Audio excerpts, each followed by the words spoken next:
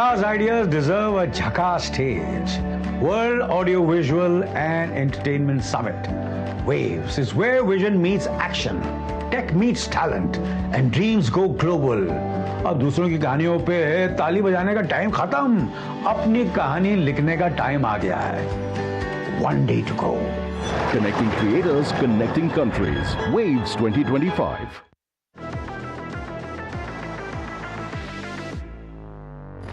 ये है DD news का साइबर अपराध के खिलाफ हल्ला बोल. Digital arrest, sextortion, financial frauds, cyber bullying, तमाम मुद्दों पर आपको जागरूक करते हुए आपको रख रहा है इन साइबर अपराधियों से एक कदम आगे. देखिए मेरे साथ साइबर अलर्ट हर शनिवार रात 9 बजे सिर्फ डीडी न्यूज पर.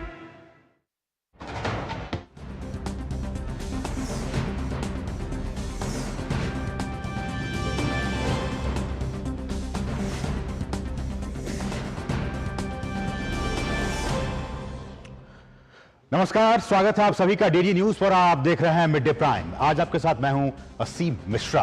अगले 1 घंटे में हम बात करेंगे देश भर की तमाम बड़ी खबरों की. बताएंगे कि दुनिया भर में कौन कौन सी खबरों पर है सबकी नजरें, क्या कुछ चल रहा है खेल और अर्थ जगत में, साथ ही साथ कुछ झलकियां फिल्म, कला और संस्कृति के क्षेत्र से. लेकिन सबसे पहले इस वक्त की बड़ी खबरें.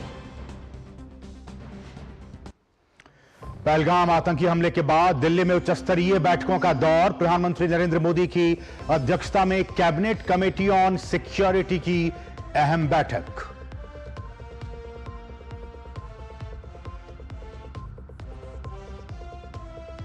आतंकियों के खिलाफ भारत की जवाबी कार्रवाई से बौखलाया पाकिस्तान.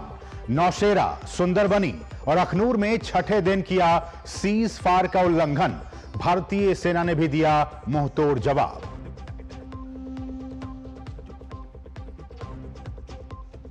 उत्तर प्रदेश में नेपाल से लगी सीमावर्ती इलाकों में और गुजरात में अवैध निर्माण और घुसपैठ के खिलाफ सरकार का एक्शन जारी. बहराइच में 12 से अधिक मदरसों की जांच के बाद 5 सील, 6 को चेतावनी. गुजरात में अहमदाबाद के चंडोल तालाब इलाके के बाद आज जूनागढ़ में हटाए गए 59 अवैध निर्माण. कांग्रेस के गायब पोस्टर पर बीजेपी अब भी हमलावर. कहा पाकिस्तानी मीडिया के हीरो हैं राहुल गांधी और कांग्रेस के बाकी नेता. बसपा प्रमुख मायावती ने भी पोस्टरबाजी और बयानबाजी के जरिए घिनौनी राजनीति से बाज आने की दी सलाह.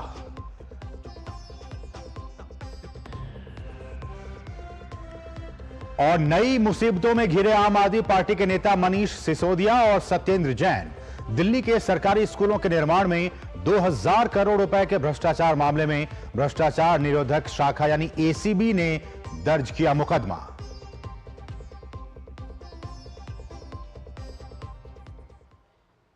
और शुरुआत आज की सबसे महत्वपूर्ण खबर के साथ. जी हां, 22 अप्रैल को पहलगाम में हुए आतंकी हमले के बाद पीएम मोदी की अध्यक्षता में आज केंद्रीय मंत्रिमंडल की बैठक हो रही है. बैठक पीएम मोदी के आवास पर जारी है, जिसमें तमाम बड़े नेता इस वक्त मौजूद हैं. पिछले सप्ताह केंद्रीय मंत्रिमंडल की कोई बैठक नहीं हुई थी और केवल सुरक्षा मामलों की कैबिनेट समिति की 23 अप्रैल को बैठक हुई थी और उसने आतंकी हमले की उसमें निंदा की गई थी. आपको बता दें कि भारत ने पाकिस्तान को कई बड़े झटके दिए हैं. सैन्य कार्रवाई से पहले कूटनीतिक मोर्चे पर, वैश्विक मंच पर पाकिस्तान को अलग थलग करने की रणनीति बनाई गई है. भारत ने पहलगाम आतंकवादी हमले के सीमा पार संबंधों के मद्देनजर पाकिस्तानी सैन्य आकाओं को निष्कासित करने, 6 दशक से जो अधिक पुरानी सिंधु जल संधि है उसको निलंबित करने और अटारी भूमि पारगमन चौकी को तत्काल बंद करने की घोषणा की थी. गौरतलब है कि जम्मू कश्मीर के पहलगाम में 22 अप्रैल को हुए आतंकी हमले में 26 लोगों की जान चली गई थी. इस घटना में पाकिस्तान का हाथ होने की बात सामने आई है. भारत ने कुल 4 आतंकियों में से 2 के पाकिस्तानी होने का खुलासा भी किया है. तो बहुत ही महत्वपूर्ण बैठक इस वक्त चल रही है पीएम के आवास पर. तमाम जो बड़े अधिकारी हैं, जो मंत्री हैं, वो इस वक्त उसमें मौजूद हैं. हमारे साथ हमारे सहयोगी शैलेंद्र मिश्र इस वक्त ताजा अपडेट के साथ मौजूद हैं. शैलेंद्र, बहुत ही महत्वपूर्ण मीटिंग इस वक्त हो रही है. किन किन मुद्दों पर क्या कुछ बातें इस पर निकलकर सामने आ सकती हैं? ये देखिए, जो जानकारी आ रही है कि सबसे पहले सुरक्षा मामलों की जो कैबिनेट समिति है जी। उसकी बैठक हुई और उसके बाद राजनीतिक मामलों की समिति, कैबिनेट समिति की बैठक हुई और ये बैठक लंबे अरसे बाद हो रही है। यानी आप समझ सकते हैं कि कितनी महत्वपूर्ण बैठक है जब सीसीपीए की बैठक भी बुलाई गई और उसके बाद कैबिनेट की बैठक हो रही है जिसमें कुछ महत्वपूर्ण फैसले लिए जाएंगे। उसकी जानकारी 3 बजे प्रेस कॉन्फ्रेंस करके दी जाएगी। लेकिन सभी चर्चा इस बात की कर रहे हैं कि क्या कुछ बातचीत कल से हो रही है। कल जब रक्षा मंत्री राजनाथ सिंह और तीनों सेनाओं के प्रमुख के साथ और उसमें सीडीएस भी मौजूद थे, राष्ट्रीय सुरक्षा सलाहकार भी मौजूद थे, बैठक हुई थी प्रधानमंत्री नरेंद्र मोदी की, उसमें एजेंसी के हवाले से एक खबर आई कि प्रधानमंत्री ने सेना पर पूरा भरोसा जताते हुए कहा कि उन्हें प्रोफेशनल कैपेबिलिटी जो सेना की है उस पर पूरा विश्वास है और सेना को एक छूट दी गई है कि वो लक्ष्य तय करे। हम जानते हैं कि कूटनीतिक फैसले लिए जा चुके हैं और अगर आप पैटर्न देखें तो पहले भी भारत कुछ इस तरह के बड़े सैन्य एक तरह से कार्रवाई कर चुका है जब आतंकी हमले हुए हैं, चाहे उड़ी की बात करें या फिर पुलवामा की बात करें। तो अब सेना क्या कुछ कदम उठा सकती है, इस पर सभी की निगाहें हैं। आज की जो बैठक है उसमें हम जानते हैं कि ये कहा जा रहा है कि कैबिनेट में सीसीए की बैठक है तो उसमें सिंधु समझौते को स्थगित करने को लेकर जो 3 बातें कही गई थी कि तुरंत जो कदम उठाए जाने हैं और मध्यम स्तर पर और लॉन्ग टर्म जो मेजर्स हैं उन पर फैसला लिया जाना है। तो क्या सीसीए की बैठक में कुछ ऐसे प्रोजेक्ट को मंजूरी मिलेगी जिससे सिंधु का पानी रोकने की तरफ स्थायी तौर पर आगे बढ़ा जा सके। हम जानते हैं कि जल शक्ति मंत्री ने इस बात को कहा था कि एक भी बूंद पानी पाकिस्तान को भेजा नहीं जाएगा गृह मंत्री अमित शाह की बैठक के बाद, और वहां से बहुत सख्त संदेश दिया गया था। लेकिन इसके लिए 3 स्तर पर कदम उठाने की जरूरत होगी। जो तात्कालिक कदम है वो तो उठाए जा रहे हैं, लेकिन हमें एक बड़ा इंफ्रास्ट्रक्चर बनाना होगा। उस पर क्या कुछ फैसला लिया जा सकता है, उस पर भी सभी की निगाह है। और दूसरी बात है कि जब सीसीएस की बैठक की संभावना है कि कैबिनेट की बैठक से पहले सीसीएस की बैठक भी हुई है, ऐसी सूत्रों से जानकारी आ रही है, तो निश्चित तौर पर सुरक्षा मामलों को लेकर और जो हालात हैं अभी या फिर क्या कुछ कदम उठाए जाने हैं उस पर भी चर्चा हुई होगी, ये संभावना जताई जा रही है। सीसीपीए को लेकर क्या अपडेट है शैलेंद्र? देखिए, सूत्रों से खबर आ रही है कि सीसीपीए की बैठक अब खत्म हो चुकी है और कैबिनेट की बैठक चल रही है। सीसीपीए में हम जानते हैं कि प्रधानमंत्री नरेंद्र मोदी की अध्यक्षता में कई मंत्री शामिल होते हैं, सहयोगी दलों के जो सरकार में मंत्री हैं वो भी शामिल होते हैं। और ये बैठक जो सीसीपीए है ये आप देखें बहुत लंबे अरसे बाद हो रही है। तो इस बैठक में एक तरह से जो कुछ कदम उठाए जाने को लेकर विचार बनाए गए हैं या फिर जो फैसले लिए गए हैं अभी तक, उनकी एक व्यापक तौर पर जानकारी दी जा सकती है। और हम जानते हैं कि प्रधानमंत्री नरेंद्र मोदी की अगुवाई वाली सरकार ने तमाम ऐसे कदम उठाए हैं जब इस आतंकी हमले के बाद जो कूटनीतिक फैसले लिए थे, और सर्वदलीय बैठक भी बुलाई गई थी, इसमें सभी राजनीतिक दलों को भी भरोसे में लिया गया था, सभी राजनीतिक दलों ने साथ देने की बात कही थी। तो अब हम जो बैठकों का दौर कल से देख रहे हैं, चाहे वो प्रधानमंत्री नरेंद्र मोदी की रक्षा मंत्री राजनाथ सिंह और तीनों सेनाओं के प्रमुख के साथ मुलाकात हो, या फिर इससे पहले जो सीसीएस की बैठक हुई थी और जब 5 बड़े फैसले लिए गए थे, या आज जो संभावना जताई गई है कि सीसीएस की बैठक हुई है। लेकिन शैलेंद्र, आप बहुत ही महत्वपूर्ण बातें कह रहे हैं कि प्रधानमंत्री ने यह साफ तौर पर सेना को यह कह दिया गया है सीसीएस की मीटिंग में कि समय आपका होगा, जगह आपकी होगी, आपको खुली छूट दी जाती है, जिस तरह से आपको कार्रवाई करनी है वो करें। ये बहुत ही महत्वपूर्ण बातें हैं शैलेंद्र। देखिए, अब हम जानते हैं कि कूटनीतिक स्तर पर बहुत बड़े फैसले लिए जा चुके हैं और उसमें सिंधु समझौता को स्थगित करने की बात हो या फिर पाकिस्तानी नागरिकों को वापस पाकिस्तान भेजने की बात हो, अटारी बॉर्डर बंद करने की बात हो, वो फैसले लिए जा चुके हैं। अब बाकी सैन्य कार्रवाई क्या हो सकती है उसको लेकर बड़ी चर्चा और कयासबाजी का दौर जारी है। कल जिस तरह से प्रधानमंत्री नरेंद्र मोदी ने कहा, जब 2 एजेंसी के हवाले से खबर आई कि सेना को पूरी छूट है, सेना पर पूरा भरोसा है प्रधानमंत्री नरेंद्र मोदी और देश की जनता का, और सेना की प्रोफेशनल कैपेबिलिटी है। हम जानते हैं कि दुनिया में अब भारतीय सेना को लेकर किसी को कोई संदेह नहीं है। और बीते 10 वर्षों में जो ताकत बढ़ी है वो अभूतपूर्व है। आप देखें कि हथियार की खरीदारी हो, साजो सामान से लैस करना हो, ये बहुत हम देखते हैं कि दुनिया भारत की जो सैन्य क्षमता है उसके इजाफे में की तरफ देखता रहा है कि भारत ने अभूतपूर्व उसमें क्षमता बढ़ोतरी की है। तो निश्चित तौर पर भारतीय सेना की क्षमता पर किसी को कोई कहीं संदेह नहीं है, न केवल भारतवासियों को बल्कि दुनिया के लोगों को भी। और यही वजह है कि कल प्रधानमंत्री नरेंद्र मोदी ने कहा कि जो सेना की जो क्षमता है, सेना की जो प्रोफेशनल कैपेबिलिटी है, उस पर पूरा भरोसा प्रधानमंत्री नरेंद्र मोदी को है। और हम जानते हैं कि इसके बहुत बड़े मायने हैं, क्योंकि ये सेना को कहना ये एक संकेत देता है और सेना के मनोबल के लिए बहुत बड़ी बात है कि जब देश के प्रधानमंत्री इस बात को कहते हैं तो निश्चित तौर पर उसके बाद जब आज बैठकों का दौर हो रहा है तो सभी इसी बात को लेकर चर्चा कर रहे हैं कि कूटनीतिक फैसले तो लिए जा चुके हैं, अब आगे क्या, तो ये चर्चा होगी। हम जानते हैं कि कल प्रधानमंत्री नरेंद्र मोदी ने एक अलग कार्यक्रम में ये कहा था कि समय बहुत कम है, लक्ष्य बहुत बड़ा है। हालांकि वो उन्होंने कहा था कि वर्तमान परिप्रेक्ष्य के हिसाब से उसे नहीं देखा जाना चाहिए, वो विकसित भारत की बात कर रहे थे।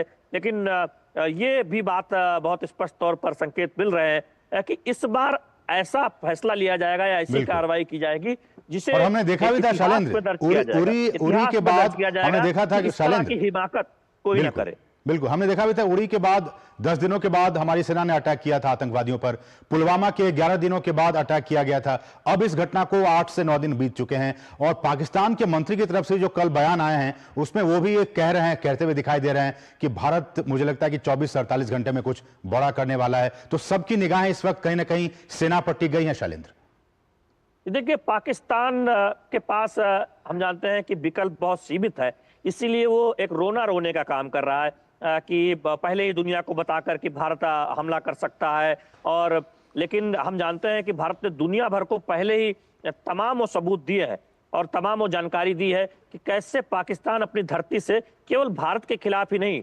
दुनिया भर में आतंकवाद बढ़ाने का काम करता रहा है। आप जानते हैं कि ओसामा बिन लादेन को अमेरिका ने पाकिस्तान की धरती पर ही मार गिराया था।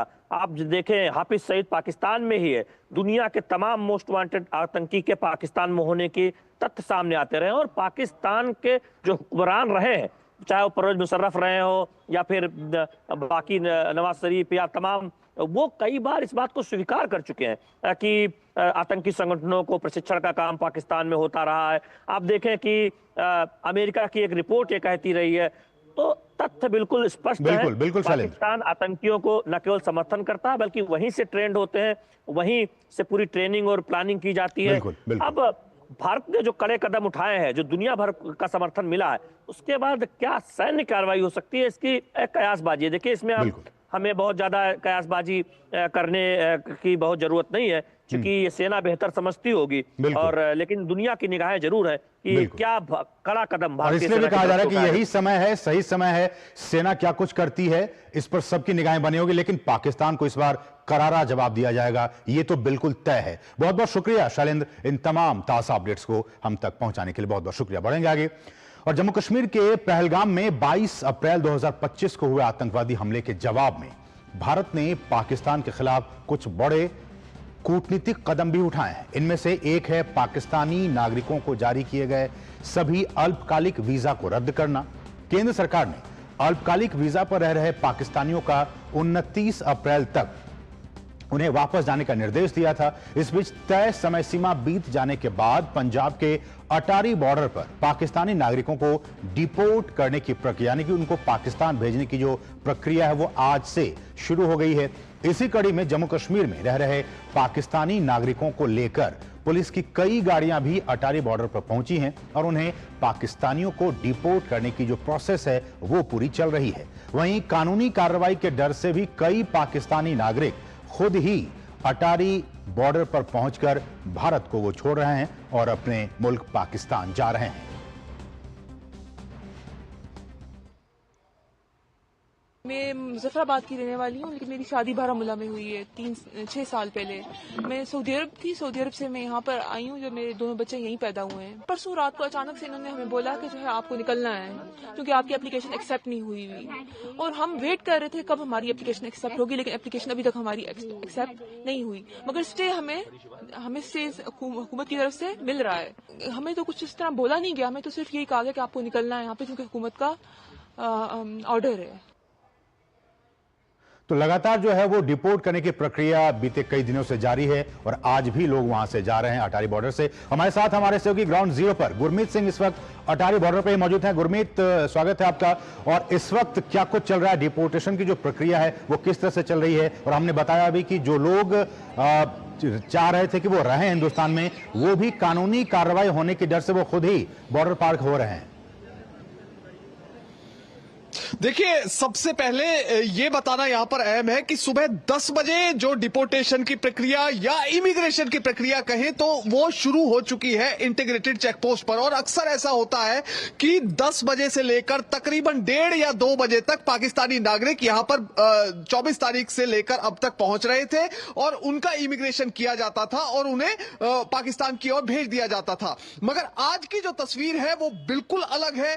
पाकिस्तानी नागरिक जो अटारी बॉर्डर पर पहुंचे हैं उनकी संख्या पिछले दिनों की तुलना में ज्यादा है। और इनमें एक और ज्यादा फर्क यह है कि जो पाकिस्तानी नागरिक यहां पर पहुंच रहे हैं वो अपनी मर्जी से नहीं पहुंच रहे हैं, बल्कि पुलिस उन्हें लेकर पहुंच रही है। जम्मू कश्मीर पुलिस की गाड़ियां आज सुबह 6-7 बजे से यहां पर पहुंचना शुरू हो गई थी। यहां पर एक नौजवान जो उड़ी से आया था जिसे पुलिस लेकर पहुंची, उसने यहां पर यह भी दावा किया कि वो पढ़ाई कर रहा है और कई सालों से यहां पर रह रहा है और इसके साथ ही उसने यहां पर अपने डॉक्यूमेंट्स ही बनवा लिए। उसका पाकिस्तानी पासपोर्ट था मगर यहां के उसने अपने डॉक्यूमेंट्स, डोमिसाइल सर्टिफिकेट से लेकर कितने सर्टिफिकेट तैयार भी करवा लिए। मगर सबसे पहले मैं आपको अभी लेटेस्ट तस्वीर यहां की दिखाना चाहूंगा। देखिए, 1 बजे कभी भी 24 अप्रैल से लेकर अब तक हमने ये तस्वीर नहीं देखी। ये तस्वीर देखिए, पाकिस्तानी नागरिकों को लेकर यहां पर गाड़ियां पहुंची है और ये गाड़ियों की जो गिनती है वो खत्म होने का नाम नहीं ले रही है। बिल्कुल आप देखिए, मैं अपने कैमरा पर्सन को कहूंगा बिल्कुल जूम इन करके दिखाएं, वो आखिरी ऑटो रिक्शा तक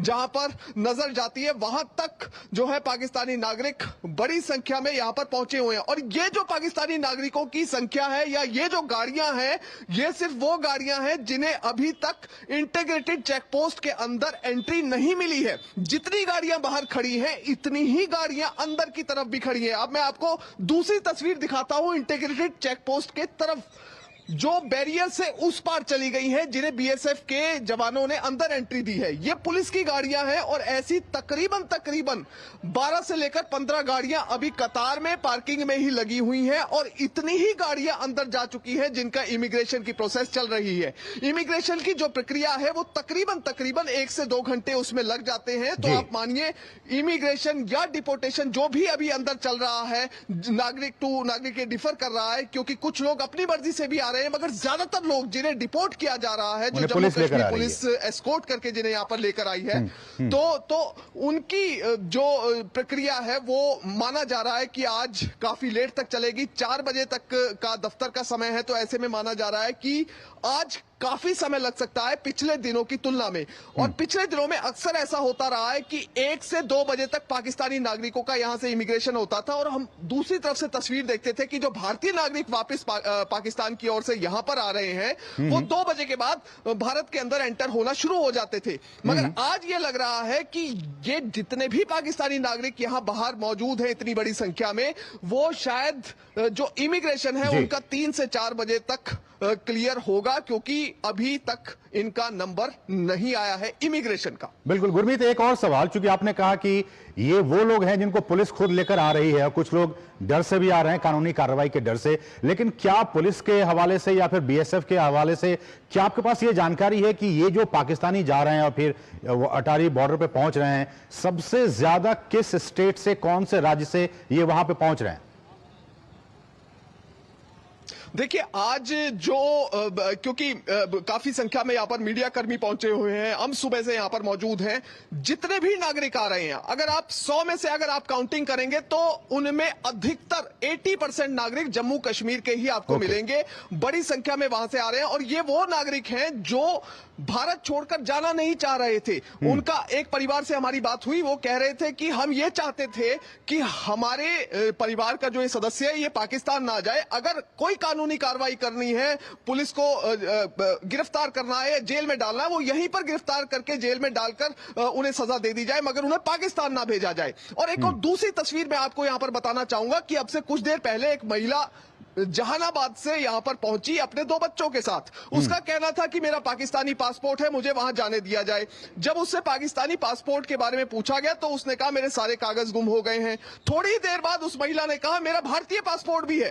तो जब कुछ देर बाद उसे यह मालूम हुआ कि इस तरह के क्राइम, इस तरह की चीजें जो है वो क्राइम है, वो अपराध है, इस तरह से खुलेआम आप इस तरह की चीजों को अगर क्लेम कर रहे हैं तो महिला यहां से गायब भी हो गई। तो इस तरह के लोग भी यहां पर बॉर्डर क्रॉस करने की कोशिश कर रहे हैं, यहां पर अथॉरिटीज को यह रिक्वेस्ट करने की कोशिश कर रहे हैं कि हमें पाकिस्तान भेज दिया जाए। तो यहां पर इस तरह के केसेस भी फिलहाल देखने के लिए मिल रहे हैं। मगर फिलहाल एक बार फिर से आपको तस्वीर दिखाना चाहूंगा, क्योंकि एक बार फिर से अटारी बॉर्डर पर मूवमेंट शुरू हो गई है और बीएसएफ के अधिकारी एक एक करके जितने भी पाकिस्तान की ओर जाने वाले लोग हैं उनको आगे के लिए जाने दिया जा रहा है। बीएसएफ के सुरक्षा कर्मी पासपोर्ट चेक कर रहे हैं और उसके बाद एक एक करके पाकिस्तानी नागरिकों को आगे जाने दिया जा रहा है इंटीग्रेटेड चेक पोस्ट की तरफ। ठीक है, तो ये तस्वीरें आप दिखा रहे हैं अटारी बॉर्डर से, जहां एक एक करके वो तमाम जो पाकिस्तानी पहुंच रहे हैं उनको पाकिस्तान भेजने का जो प्रक्रिया, जो डिपोर्टेशन की प्रक्रिया वो इस वक्त लगातार जारी है। ग्राउंड जीरो से हमारे साथ हमारे गुरमीत, हमारे सहयोगी, आपका बहुत बहुत शुक्रिया गुरमीत, इन तमाम ताजा अपडेट्स को अटारी बॉर्डर से हमारे दर्शकों तक पहुंचाने के लिए। बढ़ेंगे आगे, यानी बहुत ही छोटे से ब्रेक के लिए आप देखते रहिए डीडी न्यूज। पापा पूछेंगे नहीं 800 रुपीज की एंड ऑफ सेमेस्टर पार्टी के बारे में? मम्मी 800 नहीं 680। अरे अपडेट किया है बच्चे ने भी? मैं आपके फैमिली ग्रुप में खर्चा तो हुआ ना? पहली बार हिसाब दिया है बेटे ने। फैमिली ग्रुप पे पाइए फैमिली से पेमेंट अपडेट्स। भीम, भारत का भरोसा, भारत का अपना पेमेंट ऐप। जो लक्ष्य चुना था समझ आने लगा है। जीएलए यूनिवर्सिटी, उच्च लक्ष्य की निश्चित प्राप्ति। और ब्रेक के बाद आपका फिर से स्वागत। और इस सब के बीच पाकिस्तान बुरी तरह से बौखलाया हुआ है। हालात ये हैं कि आतंकी हमले के बाद भी लगातार पाकिस्तान की ओर से संघर्ष विराम का उल्लंघन किया जा रहा है। कल रात एक बार फिर पाकिस्तानी सेना ने नौशेरा, सुंदरबनी और अखनूर सेक्टरों में नियंत्रण रेखा के पार छोटे हथियारों से गोलीबारी की। भारतीय सेना ने पाकिस्तान की इस हरकत का संतुलित और प्रभावी तरीके से उचित जवाब दिया। आपको बता दें कि पाकिस्तानी सेना ने लगातार एलओसी पर संघर्ष विराम का उल्लंघन किया है। तो एक बार फिर से कल रात पाकिस्तानी सेना ने हिमाकत की है और एलओसी पर गोलीबारी की है, लेकिन हर बार की तरह इस बार भी हमारी जांबाज सेना ने पाकिस्तान के इस दुस्साहस का मुंहतोड़ जवाब दिया और संतुलित जवाब दिया, मुंहतोड़ जवाब दिया, करारा जवाब दिया। तो कल रात चूंकि पाकिस्तान की सेना बौखलाई हुई है, वो डरी हुई है कि क्या भारत किस तरह का एक्शन ले सकता है, सेना वहां की, हिंदुस्तान की सेना क्या एक्शन ले सकती है। बुरी तरह से वहां की सेना, वहां के कौम के लोग, हर कोई डरा हुआ। और इस सबके बीच, इसी डर के बीच में, इसी डर के साए के बीच में पाकिस्तानी सेना ने भारत के एलओसी पर नौशेरा और जो तमाम सेक्टर्स हैं वहां पे गोलीबारी की है और इसका उचित जवाब भारत ने भी दे दिया है। और भारत के एक्शन से पाकिस्तान में हड़कंप मच चुका है।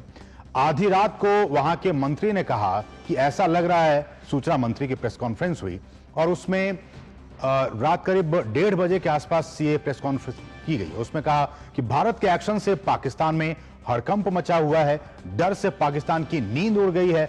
आधी रात को पाकिस्तान के सूचना मंत्री की प्रेस कॉन्फ्रेंस होती है और इस प्रेस कॉन्फ्रेंस में अताउल्ला तरार की देर रात करीब 1:30 बजे के आसपास प्रेस कॉन्फ्रेंस हुई और उसमें यह बातें निकलकर सामने आई कि विश्वसनीय खुफिया जानकारी उन्होंने कहा कि उन्हें मिला है, उन्होंने मिलने का दावा किया। विश्वसनीय खुफिया जानकारी और क्या कि सैन्य हमला कर सकता है भारत। जी हां, पाकिस्तान के सूचना मंत्री ने कहा कि हमें यह पुख्ता सबूत, पुख्ता जानकारी मिली है कि अगले 24 से 36 घंटों में भारत पाकिस्तान पर अटैक कर सकता है। यह वहां के सूचना मंत्री ने कहा है और इस बात की जानकारी जो है वो एक्स में जारी करके इस बयान को उन्होंने जारी किया है। तो पाकिस्तान की नींद उड़ चुकी है, वहां के मंत्री इस तरह की बातें कर रहे हैं। हमारे साथ हमारे सहयोगी अश्विनी मिश्र इस वक्त ग्राउंड जीरो श्रीनगर में मौजूद हैं, दूसरे सहयोगी अखिलेश सुमन इस वक्त हमारे साथ दिल्ली में मौजूद हैं। सबसे पहले अश्विनी, आपके पास आना चाहूंगा, कल रात को पाकिस्तान ने हमारे एलओसी पर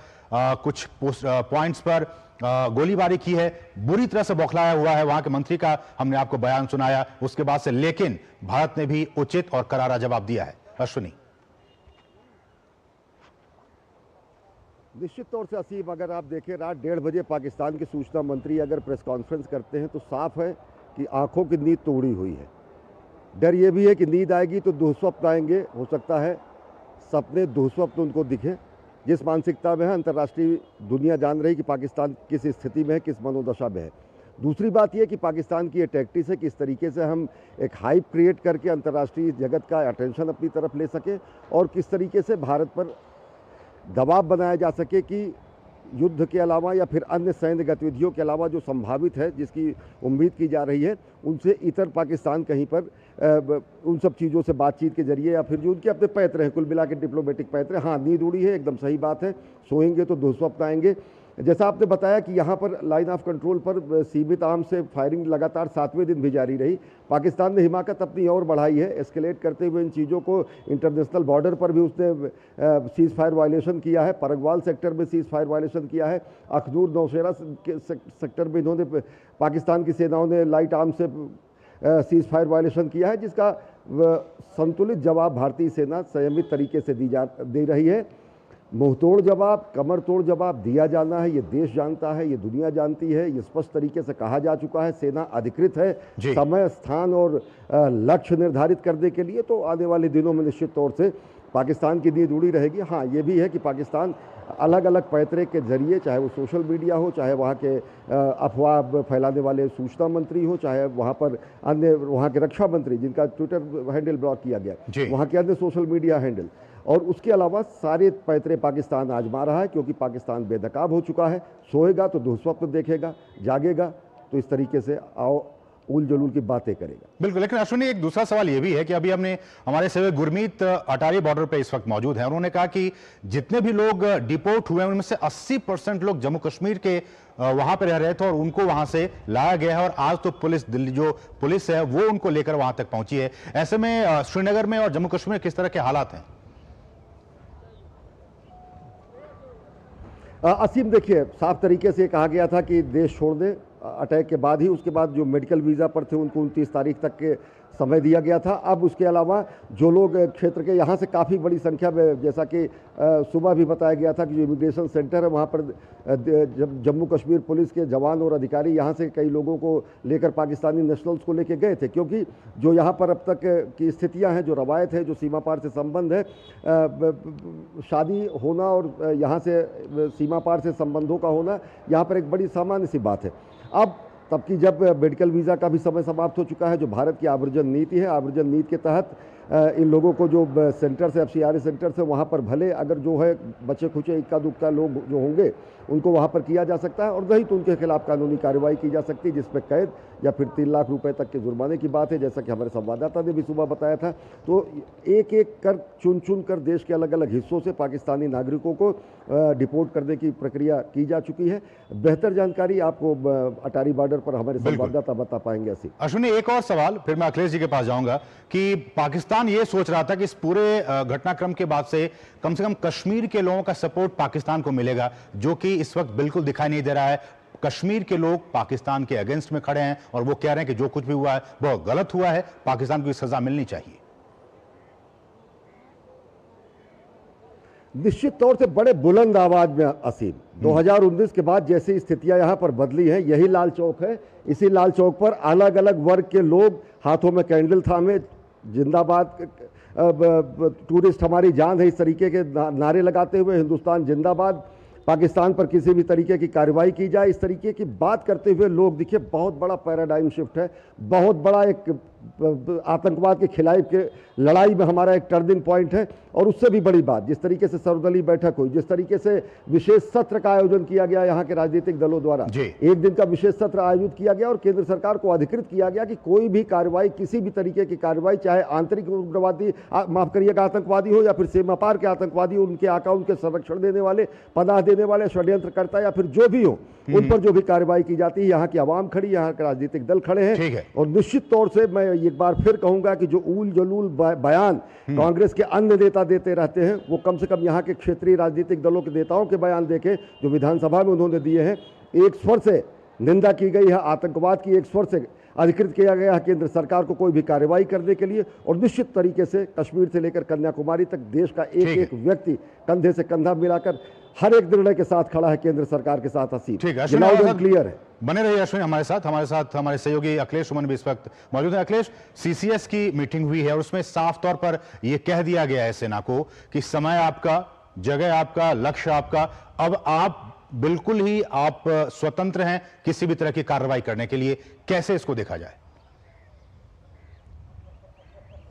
देखिए, निश्चित तौर पे ये बहुत ही महत्वपूर्ण बात होती है जब कैबिनेट कमेटी ऑफ सिक्योरिटी बैठती है, तो उसमें न सिर्फ सेना की स्थिति बल्कि उसमें देश की वित्तीय स्थिति, किस तरीके से इसका वित्तीय निराकरण होगा, इसमें जो खर्च आएंगे, उसके अलावा विदेश में किस तरीके से इस मामले को हमको प्रचार करना है, किस तरह से मित्र देशों को या अन्य देशों को हमें इसके बारे में बताना है, और तीसरा संयुक्त राष्ट्र को भी गुड फेथ में रखना है। ये 3 तरह की रणनीतियां होती हैं और इस सारी रणनीतियों पे सीसीएस में विचार हुआ है। जो मुझे सूत्रों से पता चला कि विदेश मंत्री एस जयशंकर ने जो विदेश के मामले पे वो जो पूरी तैयारी कर चुके हैं उसके बारे में उन्होंने बताया। एक चीज ये पता चली कि पूरी दुनिया में जो संबंधित देश है, जो मित्र देश है या जो अन्य देश है, उनको एक ब्रीफ उनके लिए तैयार किया गया और ब्रीफ दिया जा रहा है एक के बाद एक। उस ब्रीफ में है कि पाकिस्तान ने किस तरह से दुनिया भर में आतंकवादी गतिविधियां फैलाई है या उस नेटवर्क से जुड़ा रहा है, जहां कहीं भी आतंकवादी गतिविधियां हुई है उसका पाकिस्तान से किस तरह से नेटवर्क जुड़ा हुआ रहा है। उसके अलावा भारत में किस किस तरीके से पाकिस्तान ने आतंकवादी गतिविधियां की है,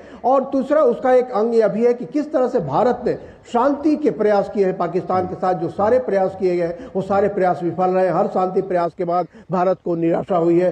तो एक विदेश के मोर्चे पे सारे देशों को सेंसिटाइज किया जा रहा है कि यह जो पाकिस्तान की हरकत है वो अब आतंकवाद के खिलाफ जो मोर्चा लेने की आखिरी घड़ी है, जिसमें कि पाकिस्तान को सबक सिखाया जाना चाहिए और ऐसे सभी संगठनों को सबक सिखाना चाहिए। उनके वित्तीय पोषण को, उनके हर तरह की राजनीतिक रणनीतिक जो उनको सहयोग मिलता है, उन सारे सहयोग को खत्म करने के लिए सारे संबंधित देशों को सेंसिटाइज किया जा रहा है। मुझे सूत्रों से यह भी पता चला कि पाकिस्तान के जो विदेश मंत्री इसाक डार, उन्होंने संयुक्त राष्ट्र महासचिव से संपर्क साधा और उनसे अपील की कि इस मामले में हस्तक्षेप करने के लिए। उसके बाद संयुक्त राष्ट्र महासचिव का फोन आया विदेश मंत्री एस जयशंकर को, और उनका फोन आया पाकिस्तान के प्रधानमंत्री शहबाज शरीफ को। उन्होंने संयुक्त राष्ट्र के जो महासचिव हैं एंटोनियो गुटेरेस, उन्होंने एक फॉर्मल अपील ये जारी की है निश्चित तौर पे कि हाँ जी, अगर हम संयुक्त राष्ट्र कोई मदद कर सकता है इन देशों के बीच में बातचीत के लिए तो वो मदद करने को तैयार है। लेकिन भारत की तरफ से लगातार ये कहा जा रहा है कि ये 2 देशों का आंतरिक मामला है। इस मामले पे जो है कि आतंकवाद के खिलाफ जिन देशों को सामने आना है, आतंकवाद के खिलाफ सामने आए। तो इस तरीके से एक सीसीएस की बैठक में इन सारी चीजों की जानकारी दी गई। सेना की तो जहां तक बात है तो सेना के सारे जो आपने देखा कि राजनाथ सिंह मिले थे, सेना के तीनों जो सेना के प्रमुख हैं उनसे मिले थे, और उसके बाद सारी सूचनाएं प्रधानमंत्री तक पहुंची है कि किस तरह की तैयारियां हैं। तो निश्चित तौर पर अब आगे आने वाला कदम क्या होगा, इस कदम अब सबकी निगाहें कहीं ना कहीं सेना पर टिकी हुई है अखिलेश जी कि किस तरह से वो एक्शन लेती है। फिलहाल अश्विनी, आपका बहुत बहुत शुक्रिया हमारे साथ जुड़ने के लिए लाल चौक श्रीनगर से। लेकिन अखिलेश जी, आप हमारे साथ बने रहिए। एक ग्राफिक्स इन्फॉर्म दिखाना चाह रहे हैं, बताना चाह रहे हैं अपने दर्शकों को, फिर आपके पास आऊंगा। और उसमें यह कि देखिए, पाकिस्तान, फिर से इस बात को समझिए, जानिए कि पाकिस्तान कैसे दुनिया के तमाम देशों में आतंक फैलाता रहा है और आतंकवाद की फैक्ट्री चला रहा है। उसका विवरण, डॉक्यूमेंट हम आपको बता रहे हैं। ये देखिए, तालिबान और हक्कानी नेटवर्क हमले करते रहे हैं। पाकिस्तान की आईएसआई को अफगान तालिबान और हक्कानी नेटवर्क का सपोर्ट मिलता रहा है। धन, प्रशिक्षण और सुरक्षित पनाहगाह प्रदान करने का भी पाकिस्तान पर आरोप लगा है। यह समूह अफगान नागरिकों, सरकारी ठिकानों, अंतर्राष्ट्रीय बलों पर कई घातक हमलों के लिए भी जिम्मेदार है, जिनमें काबुल में 2008 में भारतीय दूतावास पर बमबारी भी शामिल है 2008 में, इसमें भी। और उसके बाद काबुल में 2011 में अमेरिकी दूतावास पर हमला शामिल है। कहीं ना कहीं पाकिस्तान का ही हाथ। तो तमाम जिस तरह के हमले हुए हैं उनमें कहीं ना कहीं पाकिस्तान का ही हाथ एक बार फिर से नजर आ रहा है। मॉस्को कंसर्ट हॉल हमला 2024 और अप्रैल 2025 में भी पाकिस्तान का नाम शामिल आया। मॉस्को आतंकी हमले की जांच में पाकिस्तान से संबंध सामने आए। तो तमाम जो दुनिया भर में जहां भी इस तरह के आतंकी घटनाएं हुई हैं, अगर आप उसके बिल्कुल कोर में जाइए तो आपको पता चलेगा कहीं ना कहीं पाकिस्तान का हाथ रहा है। रूसी अधिकारियों ने मास्टरमाइंड की पहचान ताजिक नागरिक के रूप में की और उसको पता चला कि हमलावर का कहीं ना कहीं संबंध पाकिस्तान से था। तो ये तमाम जो जानकारियां वो निकलकर सामने आ रही हैं कि पाकिस्तान दुनिया में आतंकवाद की फैक्ट्री है और वो आतंकवाद को एक्सपोर्ट करता है, आतंकवादियों को एक्सपोर्ट करता रहा है। जैश-उल अदल हमलों में पाकिस्तान के शामिल होने का आरोप है और बलूचिस्तान प्रांत में भी पाकिस्तान स्थित सुन्नी चरमपंथ समूह जो हैं वो हमले करवाए हैं। ईरान ने नियमित रूप से पाकिस्तान पर सुन्नी आतंकवादियों को शरण देने का आरोप लगाया है। ये ईरान ने भी आरोप लगाया पाकिस्तान पर और आतंकवादियों के खिलाफ कार्रवाई करने में विफल रहने का भी ईरान ने पाकिस्तान पर आरोप लगाया है। तो ये तमाम अहम बातें हम आपको बता रहे हैं किस तरह से। अब यूनाइटेड किंगडम की बात कर लें, उसने भी आतंकवाद का आरोप पाकिस्तान पर लगाया। 2005 में लंदन बम विस्फोट में पाकिस्तान का नाम आया। लंदन में हुए बम विस्फोट में 4 ब्रिटिश इस्लामिस्ट आतंकवादियों द्वारा ये पूरा अंजाम दिया गया था, जो कि पाकिस्तान में ट्रेनिंग उन्होंने ली थी और वो प्रचार से जुड़े हुए थे। ये यूके ने भी कहा है, ईरान ने कहा है, एक एक करके हम बताते जा रहे हैं किस तरह से तमाम जो देश हैं वो किस तरह से जो इस तरह की घटनाएं होती है उसमें पाकिस्तान के सही तौर पर हाथ होता है।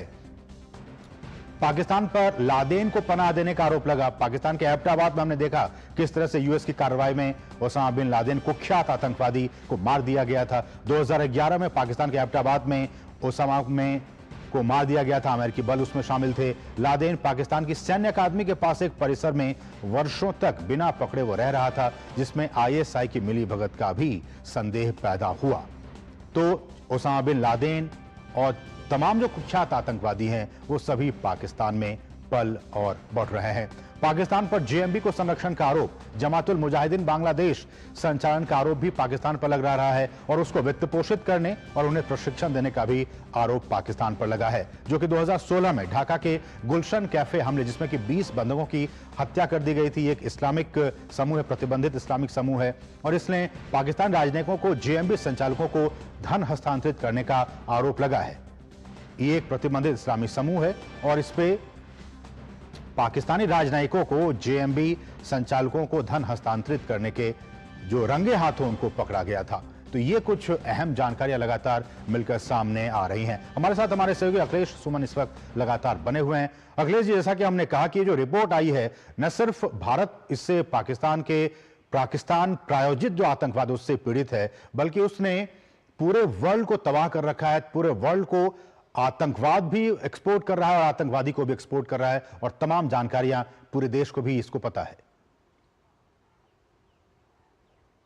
हाँ, निश्चित तौर पे जैसा कि मैं अभी बता भी रहा था कि विदेश मंत्रालय ने भी इन सारी चीज़ों की सूची बनाई है और इन सारी चीज़ों से दुनिया के सभी देशों को सेंसिटाइज किया जा रहा है कि किस तरह से पाकिस्तान एक तरीके से मदरशिप ऑफ टेररिज्म या एपी सेंटर ऑफ टेररिज्म, एक ट्रेनिंग ग्राउंड, एक इनक्यूबेटर ऑफ टेररिज्म, इस तरीके से जितने नाम दिए जाएं, लेकिन पाकिस्तान के तार हर जगह के जो आतंकवाद है उस आतंकवाद से जुड़े रहे हैं। पाकिस्तान ने अपने आप को एक क्लाइंट स्टेट कह सकते हैं, भाड़े देकर लड़ने वाला स्टेट, इस रूप में अपने आप को विकसित किया और उसके आधार पे वो दुनिया के विकसित देशों से खास तौर पे ब्लैकमेलिंग भी करता रहा और इसका कुछ दिनों तक उसको रणनीतिक फायदा मिला। लेकिन जब 9/11 की घटना हुई उसके बाद से अमेरिका और फिर जो पश्चिमी देश है उन लोगों को समझ में आया कि किस तरीके से आतंकवाद को बढ़ावा देने के बाद ये उल्टी स्थिति हो जाती है, तो इसके बाद दुनिया की स्थिति बनी।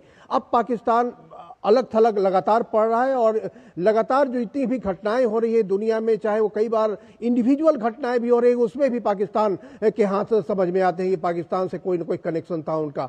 तो एक तरीके से कहे कि पाकिस्तान एक तरीके से अलगाव में पड़ा है, राजनीतिक रूप से अलगाव में पड़ा है, रणनीतिक रूप से अलगाव में पड़ा है। इसलिए अखिलेश जी, जब राजनीतिक तौर पर और तमाम तरीके से वो अलगाव की स्थिति में है, बावजूद उसके वो बाज नहीं आ रहा इस तरह की हरकतों से। क्या इलाज है पाकिस्तान का?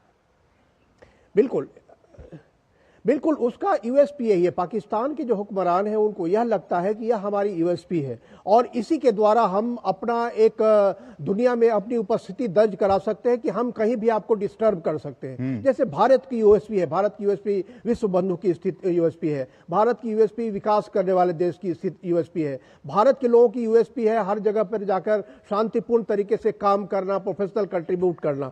लेकिन पाकिस्तान अपनी यूएसपी इसी रूप में बनाया है, वो ब्लैकमेलिंग करने की स्थिति अस्थिर करने की स्थिति, और इसी के आधार पर लोगों को कहता है कि हमको महत्व दीजिए क्योंकि हम स्ट्रेटेजिकली एक ऐसी जगह पे हैं जहां की आपको उपयोग हो सकता है। अफगानिस्तान के लिए उनका उपयोग था, उन्होंने अपने आप को बेचा कि जी हम यूएसएसआर के खिलाफ लड़ेंगे, जो कि उनके रक्षा मंत्री ने भी स्वीकार किया इसी तरीके से। लेकिन चूंकि होता क्या है कि जिसको जरूरत होती है वो पाकिस्तान का यूज करता है, पाकिस्तान का यूज किया अमेरिका ने पश्चिमी दुनिया में। अब चीन को जरूरत पड़ती है तो चीन कुछ कुछ पैसे उनको दे देता है, लेकिन होता है कि हर चीज का एक अंत होता है। आप अपने नागरिकों को लगातार धोखा नहीं दे सकते, और वहां के लोग को भी जो लग रहा है कि पाकिस्तान इस स्थिति में पहुंच गया है कि आप खुद ही देख रहे हैं कि जो पाकिस्तान से भारत में आया है वो वापस पाकिस्तान में नहीं जाना चाहता है। तो इस स्थिति में इलाज उसका यही है कि हर तरीके से उसको अलगाव में डालिए, और जो संबंधित आतंकवादी समूह है उसके खिलाफ कार्रवाई कीजिए, जो भी कार्रवाई संभव हो सकती है। अगर और उसके अलावा जो एक के रोल को हम आपसे जानना चाहें, एफएटीएफ का रोल क्या हो सकता है, यूएन का रोल क्या हो सकता है, अमेरिका का रोल क्या हो सकता है, तो अगर उसको कंटेन ही करना है तो फिर बहुत अच्छे तरीके से इलाज करने की जरूरत है पाकिस्तान की। निश्चित तौर पे भारत लगातार ये उस इलाज में लगा हुआ रहा है। भारत ने कभी कोई कोताही नहीं बरती है, और खास तौर पे इसलिए कि पाकिस्तान जो है आतंकवाद, ऐसे पाकिस्तान से भारत को कोई दुश्मनी नहीं है। भारत लगातार ये कहता रहा है कि हम एक प्रॉस्परस पाकिस्तान चाहते हैं जो आतंकवाद से मुक्त हो, हमेशा पड़ोसी चाहते हैं जो शांतिपूर्ण हो और सहयोग करे। लेकिन पाकिस्तान तमाम अपीलों के बाद, तमाम शांति प्रयासों के बाद अगर नहीं आता है तो इसीलिए एफएटीएफ में बराबर उसके खिलाफ कार्रवाई होती रही है। एफएटीएफ में लगातार वो ग्रे लिस्ट में रहा है, वो रेड लिस्ट में भी जा सकता है, लेकिन चीन के सहयोग की वजह से वो नहीं जा पाता है। अभी वो चूंकि वो खुद ही दिवालियापन की स्थिति में, इसलिए उस किसी तरह से की लिस्ट से बाहर है। लेकिन ये जो घटना हुई है, इस घटना ने अचानक एक बार फिर लोगों को ध्यान दिला दिया है कि नहीं, पाकिस्तान को उस लिस्ट से बाहर करना सही नहीं है। तो हर मोर्चे पे आप अमेरिका का देख रहे हैं एटीट्यूड, कि अमेरिका का एटीट्यूड काफी पाकिस्तान के खिलाफ है। डोनाल्ड ट्रंप ने बयान दिया कि वो हर तरीके से भारत का सहयोग करने के लिए तैयार है आतंकवाद के खिलाफ, और ये लोग लगातार अमेरिका को वैश्विक मंच पर अलग थलग कर दिया जाए, कूटनीतिक तौर पर अलग थलग कर दिया जाए, पूरे विश्व को यह संदेश दिया जाए एक बार फिर से कि पाकिस्तान आतंकवाद का वित्त पोषण करता है, उसको संरक्षण देता है, और इस तरीके से पाकिस्तान को पूरे वैश्विक मंच पर अलग थलग करने की कोशिश लगातार भारत कर रहा है। और सीसीएस के हवाले से आपको बता दें कि साफ तौर पर सेना को कह दिया गया है कि आप खुले तौर पे स्वतंत्र हैं, आप जो भी एक्शन लेना चाहेंगे आप वो कीजिए। बहुत बहुत शुक्रिया अखिलेश सुमन, इन तमाम ताज़ा अपडेट्स को हम तक पहुंचाने के। लेकिन कुछ हम आपको कुछ झलकियां दिखाते हैं। ये देखिए, पहलगाम के जम्मू कश्मीर से ये तस्वीरें आ रही हैं। एनआईए की टीम यहाँ पे आज वहाँ पे लगातार मौजूद है, और एनआईए की टीम इन तमाम चीज़ों को देख रही है कि किस तरह से आतंकवादी आए, किन रास्तों से वो गए। तो एक बार फिर से पूछताछ जो है वो एनआईए की तरफ से इस वक्त भी हो रही है। तो जो सरगर्मियां हैं जम्मू कश्मीर में वो इस वक्त हो रही है, चल रही है। बढ़ेंगे आगे। उत्तर प्रदेश के बहराइच जिले में भारत नेपाल सीमा क्षेत्र में अवैध रूप से संचालित मदरसों की जांच का अभियान मंगलवार को लगातार दूसरे दिन भी जारी रहा। बहराइच में 12 से अधिक मदरसों की जांच की गई, इनमें से 5 को सील कर दिया गया। वहीं 6 से अधिक मदरसों को बिना मान्यता संचालन न करने की चेतावनी दी गई है। जिला अल्पसंख्यक कल्याण अधिकारी ने मोतीपुर थाना क्षेत्र के मदरसा दारुल उलूम अजीजिया की जांच की। मदरसा संचालक भूमि, आय, व्यय, प्रवेश और छात्र उपस्थिति रजिस्टर समेत कोई भी दस्तावेज नहीं दिखा सके, इस कारण मदरसे को सील कर दिया गया। इसके साथ ही मदरसा दारुल उलूम अहले सुन्नत और मदरसा अरबिया इस्लामिया को संचालन न करने की चेतावनी दी गई। जांच के दौरान अधिकांश मदरसे निजी मकानों में बिना कागजात और मानकों के चलते मिले। भारत नेपाल सीमा खुली हुई है, संवेदनशील क्षेत्रों में बिना मान्यता के मदरसों का संचालन सुरक्षा के लिहाज से चिंताजनक है। और वहीं उत्तर प्रदेश में नेपाल से सटे सीमावर्ती जिलों में अतिक्रमण पर योगी सरकार का बुलडोजर एक्शन भी जारी है। प्रशासन श्रावस्ती जिले में लगातार 4 दिनों से अतिक्रमण हटाने का कार्य कर रहा है। श्रावस्ती में अब तक 127 जगह से अतिक्रमण हटाया जा चुका है। इलाके में 34 मदरसे सील किए जा चुके हैं। इसके साथ ही Bharat Nepal no man's land पर बनी मस्जिद का एक बड़ा हिस्सा भी ढहाया गया है। जिले में यह कार्रवाई इसी गति से आगे भी जारी रहेगी। सीमावर्ती संवेदनशील क्षेत्र में बिना मान्यता के मदरसों का संचालन सुरक्षा की दृष्टि से, जैसा कि हमने बताया, कि वो चिंताजनक, और ऐसे में प्रशासन को निर्देश दिए गए हैं कि चिन्हित अतिक्रमण को शीघ्रता से हटाया जाए और नियमित तौर पर उनकी मॉनिटरिंग की जाए। तो चाहे वो अवैध मदरसों की बात हो या फिर जो अवैध अतिक्रमण है उनको लेकर लगातार जो एक्शन मोड में है यूपी सरकार। हमारे साथ हमारे सहयोगी आशुतोष शुक्ला इस वक्त बहराइच से मौजूद है। आशुतोष, ये जो पूरी कार्रवाई है वो किस तरह से आगे बढ़ती हुई दिखाई दे रही है इस वक्त? देखिए, अगर हम असीम कहें तो पिछले लगभग 1 साल से योगी सरकार जो है इस बात को लेकर के लगी हुई थी कि जो भी अवैध जो है मदरसे हैं जिनकी मान्यता नहीं है, जहां पर सिर्फ दीनी तालीम होती है और बच्चों के मन में कुछ ना कुछ भरा जाता है दीन के नाम पे, तो उन चीजों को किस तरह से नियंत्रित किया जाए, उनको जो है वैज्ञानिक शिक्षा दी जाए, साइंटिफिक शिक्षा दी जाए, जो पाठ्यक्रम जो है पूरे उत्तर प्रदेश में सरकारी तौर पर मान्य है वह शिक्षा दी जाए। लेकिन कहीं न कहीं जो है मदरसे जो है अपनी मनमानी पर उतारू थे। और जहां तक बात जो है भारत और नेपाल की सीमा की है, तो पीलीभीत से लेकर के महाराजगंज तक एक लंबी सीमा है जिसमें लगभग आधा दर्जन जिले जो है उत्तर प्रदेश के शामिल हैं, जिसके साथ जो है नेपाल राष्ट्र की सीमा साझा होती है। इस पूरी सीमा पर इतने अधिक अवैध अतिक्रमण और उन अतिक्रमणों में अगर खास तौर पर देखा जाए तो मदरसे या फिर कोई धार्मिक संस्थान जो है चलाए जा रहे थे। असीम, मैं आपको बता दूं कि पूरी कार्रवाई अगर हम कहें तो 2 स्तरों पर चल रही है।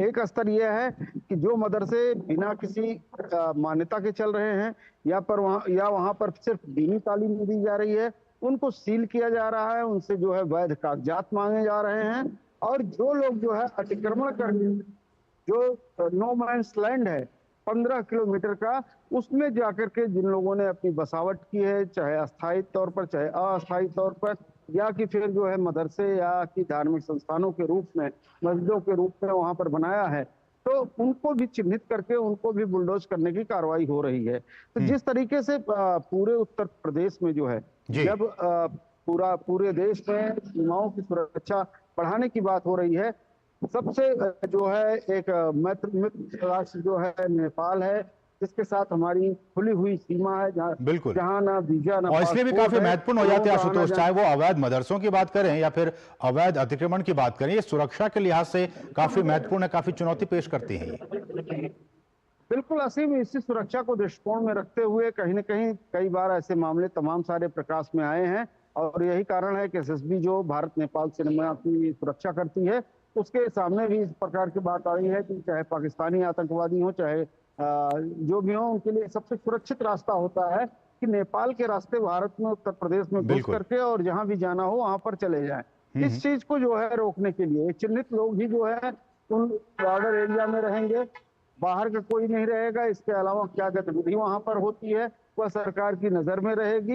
इन सब चीजों को लेकर के सरकार चिंतित थी और इसको लेकर के कार्रवाई लगातार जो है पिछले 3 दिनों से जारी है और आगे भी जारी रहने की उम्मीद है। अब तक अगर हम असीम बताएं तो लगभग 150 ऐसे मदरसे और अतिक्रमण को जो है नोटिस दिया गया है या फिर ध्वस्त किया गया है लगभग आधे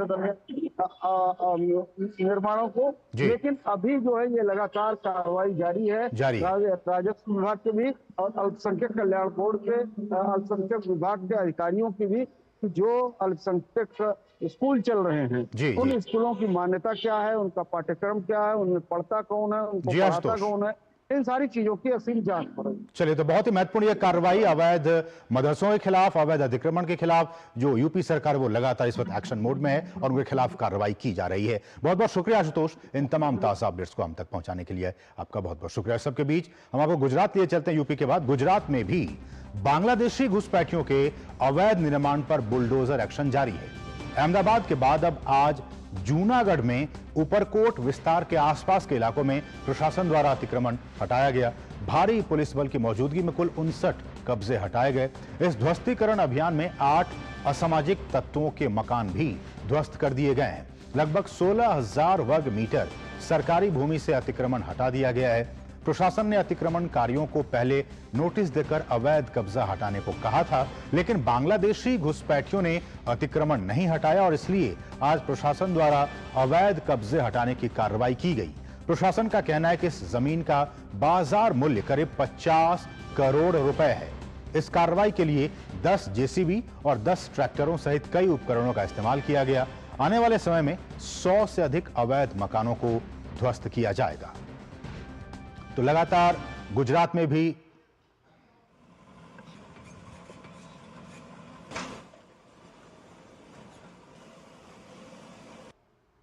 जूनागढ़ में जो ऊपरकोट विस्तार है उसके आसपास के जो एनक्रोचमेंट एरिया है वहाँ पे एनक्रोचमेंट का हटाने का सब आयोजन आज हमने किया है और कुल 59 प्रॉपर्टीज है उसको प्लेस से उनका एनक्रोचमेंट रिमूवल किया गया है।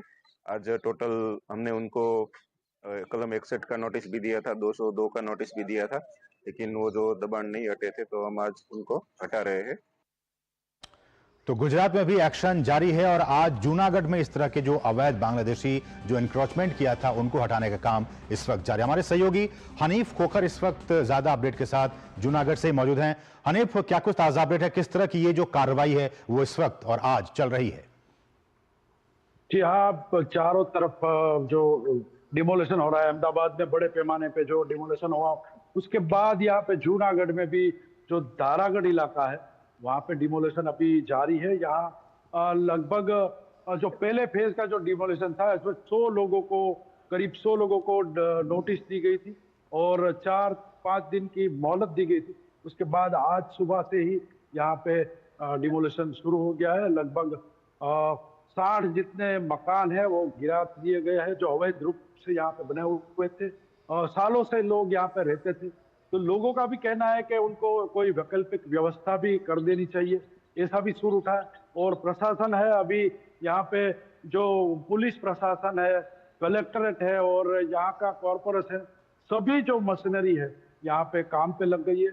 यहाँ पे जो पीछे आप देख रहे हैं जो पुराना किला है यहाँ का जूनागढ़ का, जो ऊपरकोट के नाम से जाना जाता है, वहाँ पे बहुत सारा डेवलपिंग हुआ है, उनका जो रिस्टोरेशन हुआ है, उनके जो वहाँ पे जो प्रवासी आते हैं उनके लिए यहाँ पे एक बड़ा है वो पार्किंग या ऑफिस है या वो बनेगी।